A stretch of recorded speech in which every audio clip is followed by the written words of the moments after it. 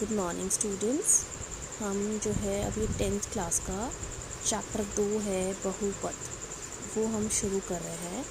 तो बहुपद चैप्टर में सबसे पहले तो 2 वीडियोस में तो मैं आपको कुछ ज़रूरी शब्दों का मतलब समझाऊंगी।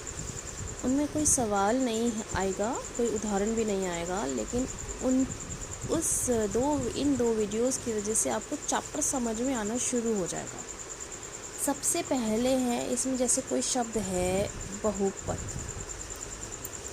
ठीक है। इसमें कुछ बार बार शब्द आएंगे, जैसे बहुपद की घात, चर, ये कुछ शब्द हैं इसमें जो आने शुरू होंगे। अब मैं एक उदाहरण से शुरुआत करती हूँ। जैसे आपने छोटी क्लासेस में देखा होगा कि जैसे 2x जमा 3, ये एक बहुपद है, ठीक है। एक चर में है ये बहुपद, एक चर वाला बहुपद है ये। चर कौन सा है इसमें? x। और इसमें घात भी एक है, क्योंकि x की पावर 1 है। अब हम एक और उदाहरण लेते हैं, इसको आप लिख लीजिए उदाहरण 1, एग्जाम्पल एग्जाम्पल 1। अब हमने EG2 मतलब एग्जाम्पल 2 मतलब कि उदाहरण 2 लिया हमने। जैसे 6x² प्लस 7x प्लस 3, ये भी एक बहुपद है जिसकी घात कितनी है? 2, क्योंकि x की पावर कितनी है? 2। और ये बहुपद में कौन सा चर इस्तेमाल हो रहा है? x। तो ये भी एक चर में 2 घात वाला बहुपद है। अभी आप सिर्फ समझ रहे हैं ये कि है क्या। अब जैसे मैंने एक उदाहरण लिया, जैसे कि 7y की 3, कुछ भी ले सकते हैं हम। फिर हमने एक रकम y की 2 वाली ले ली, फिर एक रकम हमने y की 1 वाली ले ली, और फिर एक रकम हमने बिना y की ली। तो ये पूरा भी एक बहुपद है, एक चर में, एक चर वाला बहुपद है ये, क्योंकि इसमें चर क्या इस्तेमाल हुआ है? y।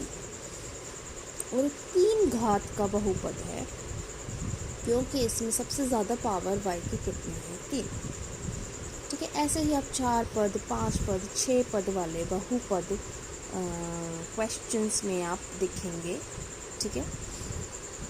अब मान लो मैंने ये लिखा, तो ये बहुपद नहीं है। क्यों नहीं है? क्योंकि इसमें x नीचे है बटे में, वो नहीं, ये बहुपद नहीं है। ये भी एक बहुपद नहीं है। क्यों नहीं है ये वाला बहुपद? क्योंकि इसमें x की पावर रूट x के ऊपर वर्गमूल है। वर्गमूल मतलब x की पावर 1/2 है। 1/2 पावर नहीं चलेगी, ठीक है। अब एक और मैंने जैसे लिया 2x² माइनस 3x जमा 3, ये भी बहुपद नहीं है। ये बहुपद इसलिए नहीं है क्योंकि इसमें भी ये बटे में है। ये सारे जो है बहुपद नहीं है, ये आपके बहुपद हैं। इसके बाद मैं आपको बताऊंगी कि इसमें क्योंकि घात 1 है, इसलिए ये है आपका रैखिक बहुपद। इसमें घात 2 है, तो ये है द्विघाती, 2 घात, द्विघाती बहुपद। और इसमें पावर 3 है, त्रिघाती, 3 घात वाला त्रिघाती बहुपद। ये अभी मैंने आपको चैप्टर 2 का इंट्रोडक्शन दिया है, कोई सवाल नहीं है, कुछ नहीं है। अभी आपको इन शब्दों का मतलब पता चल जाएगा इससे कि बहुपद, घात, चर, द्विघाती, त्रिघाती, रैखिक।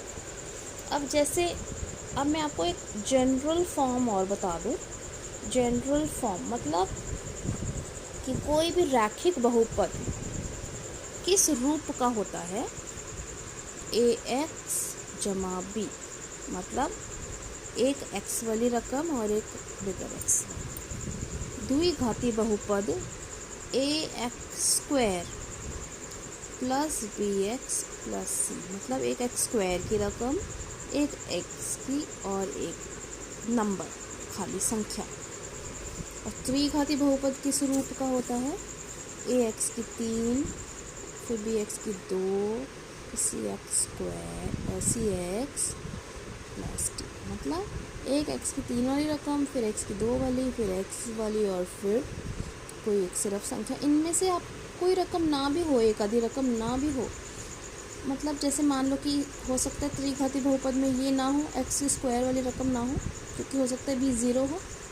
उदाहरण के तौर पर जैसे ये ले लो आप, ये कैसा बहुपद है? त्रिघाती, क्योंकि 3 घात है। इसमें ये y है, इसमें चर कौन सा इस्तेमाल हो रहा है? y, लेकिन इसमें y के 2 वाला कोई भी पद नहीं है, तो उससे कोई प्रॉब्लम नहीं है, ठीक है। इसमें a, जैसे जनरल फॉर्म आपकी ये थी ना,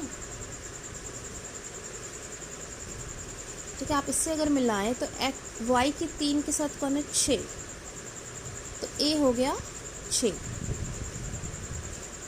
b 0, क्योंकि y के स्क्वायर वाली रकम है ही नहीं, और c 7 और d 1, ठीक है। आप यहाँ पे y भी जनरल फॉर्म में हम x लिखते हैं, पर बहुपद में कोई भी चर इस्तेमाल हो सकता है।